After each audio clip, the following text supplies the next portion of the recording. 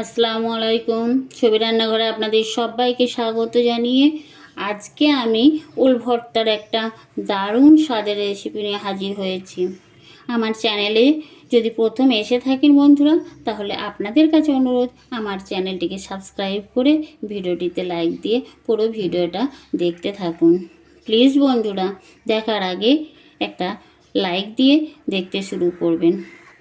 চলুন আমি কিভাবে এই ওল ভর্তা রেসিপিটা বানাই সেটা আপনাদের সঙ্গে শেয়ার করব। আমি এখানে কিছু ওল নিয়েছি আর ওলটা ছিলে পরিষ্কার করে ধুয়ে নিয়েছি আর এরকম পিস পিস করে কেটে নিয়েছি তাড়াতাড়ি সেদ্ধ হয়ে যাবে বলে। গ্যাসের ওভেনে আমি একটা প্যান বসিয়েছি আর প্যানের মধ্যে দিয়েছি জল। আমি ওলগুলো সেদ্ধ করে নেব।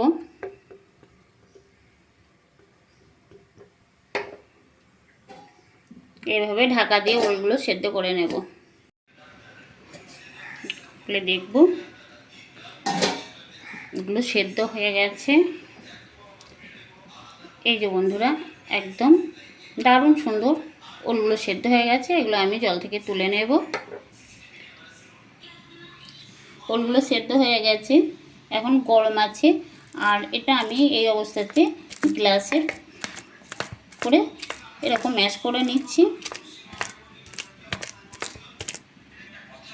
আমি এইভাবে ম্যাশ করে নিয়েছি, দেখুন কত সুন্দর ম্যাশ হয়েছে। এটা একটু ঠান্ডা করে নেব। বন্ধুরা, আমি ওলটা এইভাবে ম্যাশ করে নিয়েছি। এরপর একে একে সব মশলা দেব। নিয়েছি এখানে খুব মিহি করে কুচিয়ে নিয়েছি পেঁয়াজ। এখানে নিয়েছি একটা কাঁচা লঙ্কা,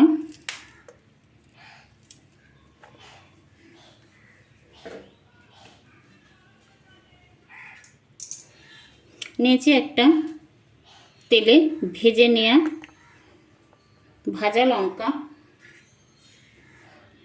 দুটো ভাজা লঙ্কা নিয়েছি। এখন দেব লবণ,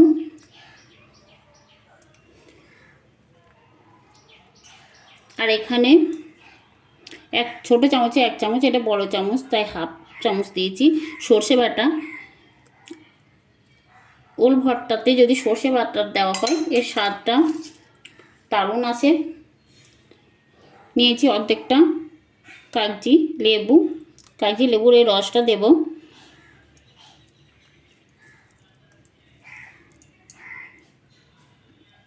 বীজগুলো ফেলে দিই। এখন এখানে পেঁয়াজ, কাঁচা লঙ্কা আর এই যে ভাজা লঙ্কা একসঙ্গে মিশিয়ে নেব পেঁয়াজের সঙ্গে। বন্ধুরা, ঝাল যে যেরকম খাবে সেরকমই দেবে। এখানে আমি একটা বড় সাইজের কাঁচা লঙ্কা দিয়েছি আর ভাজা লঙ্কাটা দিলে খুব একটা সুন্দর ফ্লেভার আসে। আর এখানে দিয়েছি এই যে সর্ষে বাটা দেওয়া আছে, তার জন্য আমি এখানে সর্ষের তেল ব্যবহার করব না। সর্ষে বাটাটা দিই কত সুন্দর একটা ফ্লেভার আসে। আর দিয়েছি কাগজি লেবু।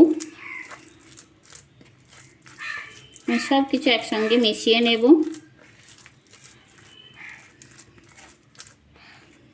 একবার এইভাবে ওল ভর্তা বানিয়ে বাড়িতে খেয়ে দেখবেন বন্ধুরা, দারুণ লাগে গরম গরম ভাতে।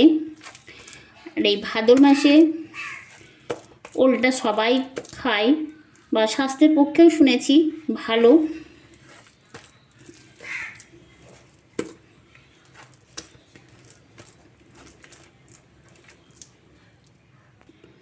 বন্ধুরা, আমার এই ওল ভর্তা রেসিপিটা কেমন লেগেছে অবশ্যই কমেন্ট করে জানাবেন। খুব সহজভাবে আমি ভর্তাটা বানিয়ে দেখিয়েছি। আর কাগজি লেবুর রস যদি দেওয়া যায় তাহলে গলা ধরবে না। বন্ধুরা, যদি আমার এই রেসিপি ভালো লাগে অবশ্যই চ্যানেলটিকে সাবস্ক্রাইব করে আমার পাশে থেকে যাবেন। আমার এই রেসিপিটা দেখার জন্য অনেক অনেক ধন্যবাদ। আবার দেখা হবে পরের ভিডিওতে। আল্লাহ হাফেজ।